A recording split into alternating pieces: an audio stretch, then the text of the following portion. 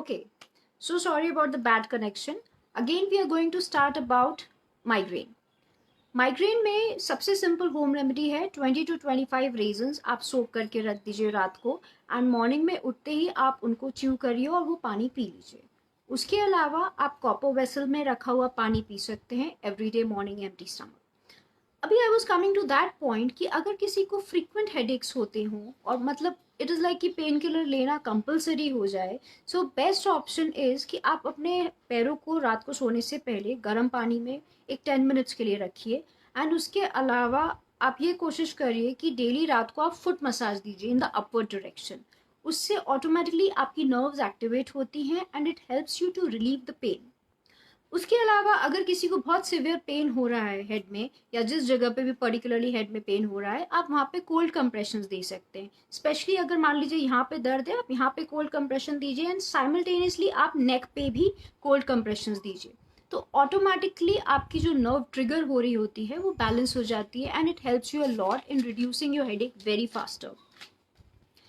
अभी उसके बाद में हम आते हैं नेक्स्ट कॉमन डिजीज पे, that is arthritis.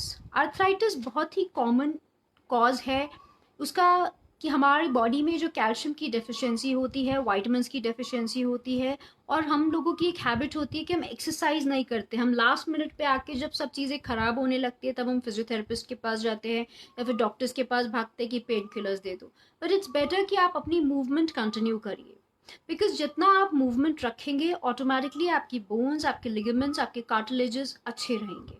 So arthritis is a degenerative disease जिसमें कि जॉइंट्स में पेन होता है, स्टिफनेस आ जाती है, स्वेलिंग आती है एंड उसका भी एक सिंपल रेमेडी है कि आपको अपने सिस्टम को अल्कलाइन बनाना है. इन शॉर्ट आप सब लेडीज के लिए यही रिक्वेस्ट है कि आपको अल्कलाइन बनाना है अपनी सिस्टम को. तो आप कोशिश यही करो कि हम अल्कलाइन सिस्टम रखें अपना. उसके लिए एक सिंपल होम रेमेडी है कि आप कैरेट, सिलरी और बीट जूस ले सकते हैं. जी, अगर सिलरी नहीं हो आप कोरिएंडर भी यूज कर सकते हैं. Okay, then coming to pineapple juice, as I have told you earlier कि वो इन्फ्लेमेशन को कम करता है, तो पाइनएप्पल जूस भी आप यूज कर सकते हो. उसके अलावा आता है raw potato juice.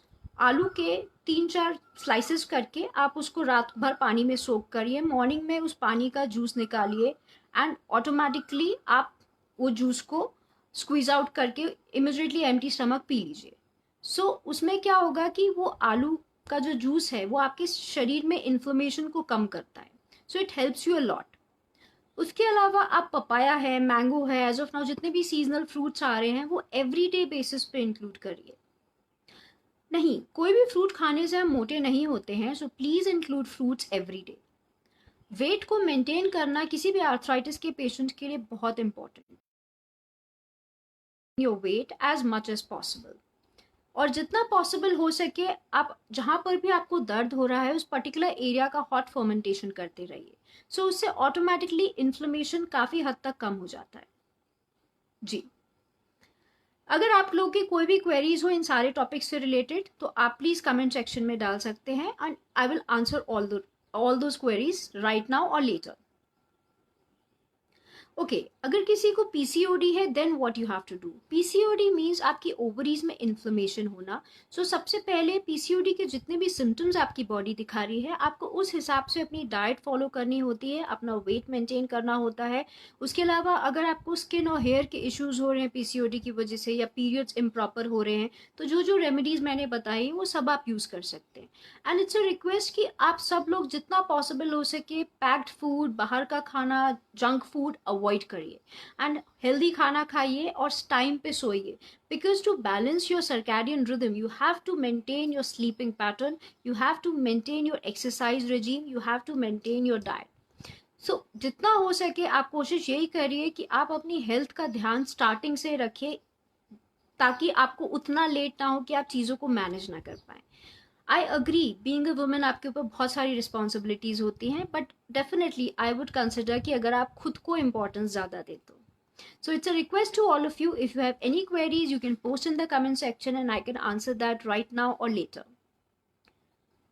Okay, diabetics के लिए yes, for diabetes patient Sonali you have to take care कि आप जितना पॉसिबल हो सके अपना खाना टाइम पे खाइए एंड प्रॉपर प्रपोर्शन में खाइए. एंड डायबिटिक पेशेंट के लिए another factor which is very important is exercise.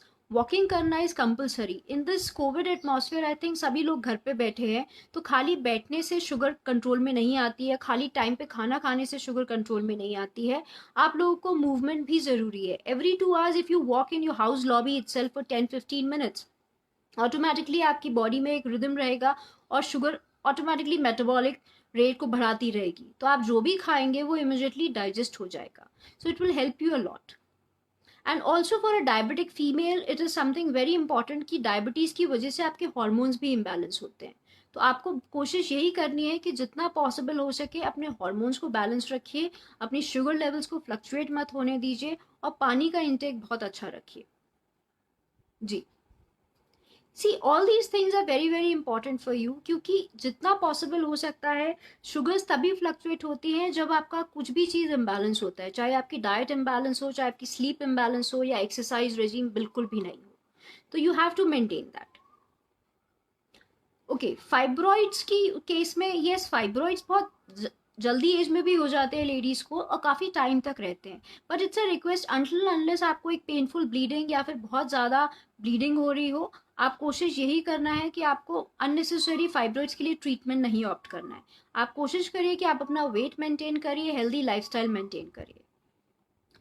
treadmill is enough for you. Yes, treadmill definitely works, but as I have mentioned कि whole day you can't think about कि मैं सिर्फ 1 घंटा treadmill कर लूँ और उसके बाद में दिन भर बैठा रहूँ. ऐसा नहीं हो सकता है. So you have to consider कि आपको ट्रेडमिल आप 20 मिनट से ज़्यादा या 30 मिनट से ज़्यादा आई डोंट थिंक कि anybody is going to do on treadmill. So it's always better कि एवरी 2-3 hours प्लीज़ आप थोड़ा सा मूवमेंट लाइए अपनी बॉडी में. Do anything whatever you like, चाहे आपको जुम्बा पसंद हो, चाहे आपको योगा पसंद हो, बट डू समथिंग. जितना पॉसिबल हो सके एक डायबिटिक पेशेंट के लिए movement is very very important. Any other queries? If you have, you can just post in the comment section. Okay, regarding acidity. Acidity is very common factor. Again, as I mentioned कि हम लोग खुद को भूल जाते हैं, तो उस चक्कर में हमारा खाना सबसे लास्ट में होता है, which I don't consider correct. तो आप कोशिश यही करिए कि आप अपना खाना टाइम पे खाइए और जितना हो सके पानी का इंटेक अच्छा रखिए. So automatically your system will respond better and acidic होने की जगह वो अल्कलाइन बनना स्टार्ट हो जाएगा. अगर आप पानी अच्छे से पियोगे आपका सिस्टम ऑटोमेटिकली अल्कलाइन रहेगा. एंड एसिडिटी के लिए I will tell you a simple home remedy. अजवाइन, सौंफ और जीरे को आप भून के रख लीजिए. वो आप खाना खाने के पहले ले सकते हैं या खाना खाने के बाद भी ले सकते हैं. It is very very helpful to help in digestion. उसके अलावा अगर किसी को बहुत ज़्यादा एसिड बनता ही है हर रोज़ के हिसाब से, तो आप एम्प्टी स्टमक बनाना खाइए. That is also very good for you. Okay, any other queries you can just post in the comment section. Okay, another query is about skin. ये स्किन इश्यूज इस गर्मी में बहुत ज़्यादा लोगों को होते हैं, बट स्किन इश्यूज में एक सिंपल होम रेमेडी है कि आप जितना एलोवेरा सबके घरों में होता है, एलोवेरा के प्लांट का पल्प निकाल लीजिए, उसके आइस क्यूब्स बना लीजिए एंड वो आइस क्यूब्स आप अपनी स्किन पे जहाँ पे भी इन्फेक्शन है आप वहाँ पे डैप कर सकते हैं, भले ही वो पिंपल्स हो, एक्जिमा हो, सोरियासिस हो. Aloe vera works in everything. So it is a multipurpose remedy. So aloe vera का प्लांट आई थिंक कि आप सबको अपने घर में लगाना चाहिए and it helps you a lot. अगर किसी को स्किन पे रैशेज आ जाते हैं तो उस केस में आप नीम ऑयल यूज कर सकते हैं, टी ट्री ऑयल यूज कर सकते हैं, but base oil will be coconut oil. Yes, कोशिश यही करिए कि आपका पानी का इंटेक बहुत अच्छा हो, चाहे स्किन से रिलेटेड कंप्लेंट्स हो या ऑल ओवर द बॉडी किसी भी चीज से रिलेटेड कंप्लेंट्स हो. पानी इज समथिंग लाइक वो सबसे बेसिक रेमेडी है. तो वो आपको ध्यान रखना है. खाने का टाइमिंग बहुत मैटर करता है एंड स्लीपिंग पैटर्न बहुत मैटर करता है. जनरली आप देखते होंगे लोग 4 घंटा 5 घंटा सो रहे हैं आजकल and throughout the day they are just working. तो स्ट्रेस लेवल्स क्यों बढ़ते हैं? बिकॉज आप खाना टाइम पे नहीं खा रहे हैं. Okay, another question to boost immunity. Kada is there, Sonali, but it depends again on person to person. But basic kada is something like आप अदरक लहसुन का पेस्ट बना के रख सकते हैं फ्रिज में. डेली रात को सोते समय उसकी few drops like 5 to 6 drops 1 tablespoon Honey में पिंच ऑफ सिनेमन के साथ, और अगर किसी को सिनेमन सूट नहीं होती है तो जेस्टमद पाउडर के साथ ले सकते हैं. जेस्टमद मीन्स मुलेठी और लिकरिस. तो वो 1 टीस्पून आप पाउडर ले सकते हैं और उसके साथ में आप डेली रात को सोते समय ले सकते हैं। उसके अलावा immunity boosters as I mention की डाइट, एक्सरसाइज एंड स्लीप, ये तीनों चीज़ें आपको बहुत ज़्यादा कंसिडर करनी है। तो ये आप तीनों भी कंसिडर करेंगे, automatically your immunity will be in a better state. And third thing is कि जितना पॉसिबल हो सके आप ये कोशिश करिए कि आपका खाने का इंटरवल ज़्यादा लंबा ना हो। ज़्यादा लंबा गैप से भी आपके सिस्टम को एसिडिक इन्वायरमेंट मिलता है और उससे ऑटोमेटिकली इम्यूनिटी वीक हो जाती है। सो इट्स ऑलवेज बेनिफिशियल कि हम अपने कम गैप में खाना खाते रहें। Short intervals gives you good immunity. काढ़ा अगर आप पूछते हो मुझसे तो see depending on different person, because किसी किसी को अदरक लहसुन भी सूट नहीं करता है, उससे बहुत ज़्यादा एसिडिटी हो जाती है। तो उसके अलावा अगर आप चाहें तो आप गर्म पानी में नींबू डाल के पी सकते हैं, because vitamin C also works best for immunity. जी, उसके अलावा somebody can take wheat grass juice. अगर व्हीट ग्रास घर में है तो व्हीट ग्रास जूस ले सकते हैं, बार्ले वाटर ले सकते हैं, वो भी इम्यूनिटी में बहुत हेल्प करता है। Any other questions if you have, please jot it down.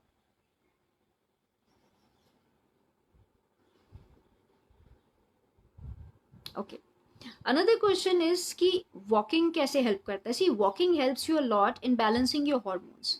Walking activates your metabolic rate, walking activates your heart rate, so it definitely helps you a lot. So I would suggest everybody to walk every day, at least half an hour to 45 minutes का walk हम सब कर सकते हैं अपने routine में। भले ही अगर आप एट अ स्ट्रेच आपके पास टाइम नहीं है, 20 मिनट्स मॉर्निंग 20 मिनट्स शाम को करिए, बट वॉकिंग कंपल्सरी करिए प्लीज। यस, जितना पॉसिबल हो सके एक्सरसाइज करना इज मस्ट। भले ही आपकी फेवरेट कोई भी एक्सरसाइज हो, let it be dancing, let it be Zumba, let it be Tabata, let it be anything, whatever you like.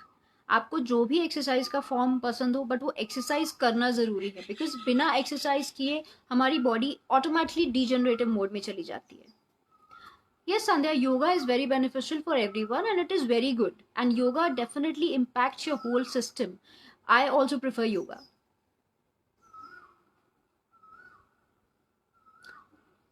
Yes, see, somebody asked me like meditation. Meditation, generally, it is basically to reduce your stress levels and it also balances your mind, body, and soul. It is something like it's a connect with the universe. So, it definitely helps you to stay balanced and it also impacts your hormones big time. So, it's a request to all of you to try yoga, meditation, and simple home remedies so that your immunity is good in this COVID atmosphere and also you are hale and hearty. जितना possible हो अपने family के साथ में time spend करिए।